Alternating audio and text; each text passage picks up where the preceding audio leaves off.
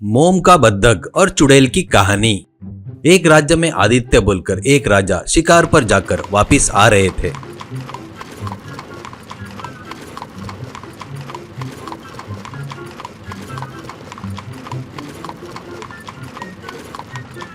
वो वैसे वापिस आते वक्त रास्ते में एक पालकी को लेकर कुछ लोग जा रहे थे।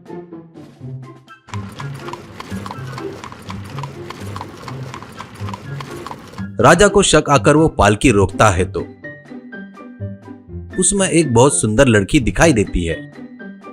उसे ऐसे क्यों जा रहे हो करके पूछता है तो वो लड़की, राजा जी, मेरा नाम मोहिनी है। हमारा दूसरा राज्य है। हमारे राज्य में एक जादूगर आकर पूरे राज्य को तहस नहस कर दिया। ये देखो, मेरे पिताजी ने रक्षक सैनिकों के द्वारा मुझे यहाँ पर भेज दिए करके बताती है। इससे दुखी होकर राजा उसको अपने राज्य में लेकर जाता है।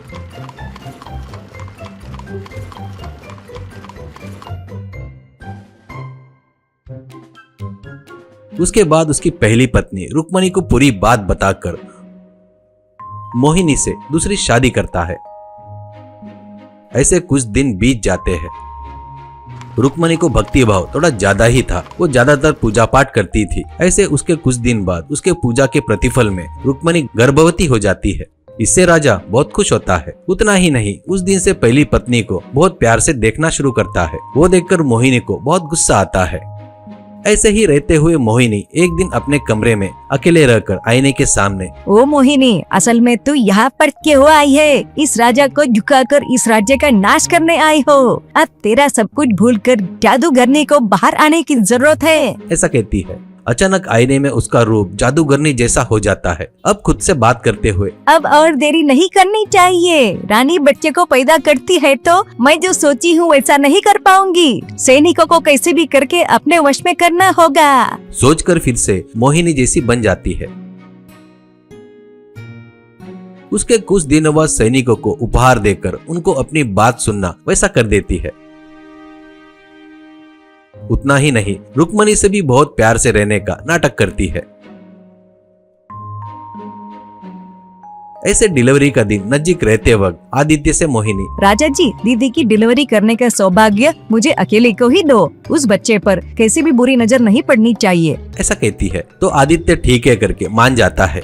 उसके कुछ दिनों बाद कोई भी नहीं रहते वक्त रुक्मणी डिलीवरी करती है। रुक्मणी सो जाने के बाद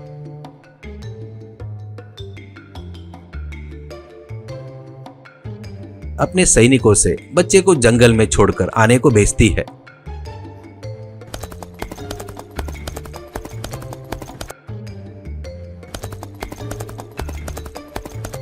उसके बाद एक मोम का बत्तख एक खिलौना लाकर महारानी के पेट से जन्म लिया करके राजा को बताती है।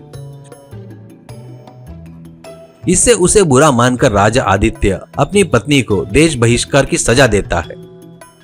इससे वो जंगल में तकलीफ उठाते हुए आखिर में वहां एक मुनि का आश्रम था, वो वहां पर जाकर रहने लगी।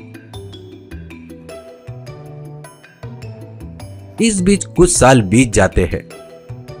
राज्य में मोहिनी हर प्रकार के मंत्रों का प्रयोग कर रही थी। ऐसे वो राज्य का धीरे धीरे नाश करने लगती है। अब नजदीक पास 20 साल बीत जाते हैं। आखिर में उस राज्य में फूल नहीं खिल रहे थे, एक फल भी नहीं लग रहा था। नदी नाले सब सूख गए थे। बारिश नहीं होने से जमीन फटने लग रही थी। इससे राजा को क्या करना पता नहीं रहने से चिंता करने लगता है। पूरा राज्य अभी मोहिनी के मुट्ठी में चला गया था।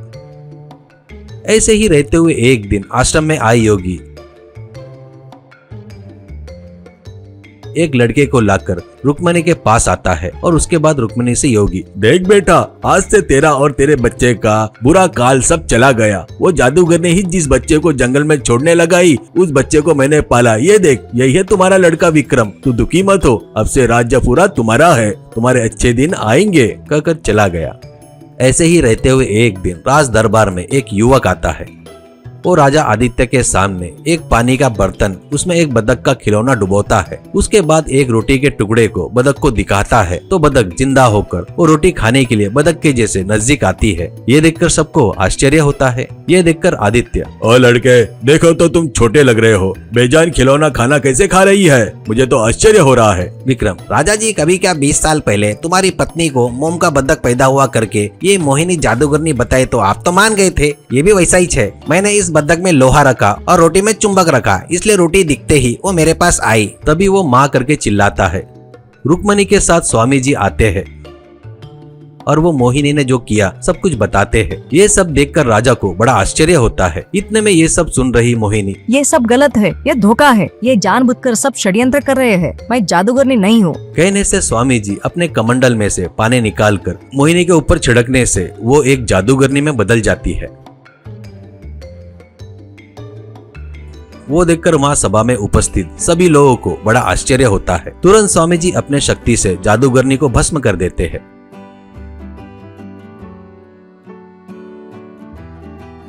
उसके बाद राजा लड़के को नजदीक लेकर पत्नी को माफ कर दो करके माफी मांगता है। उतना ही नहीं, लड़के और पत्नी को बचाए उस स्वामी जी को धन्यवाद करते हैं। उसके बाद राज्य में सब कुछ पहले जैसा हो जाता है।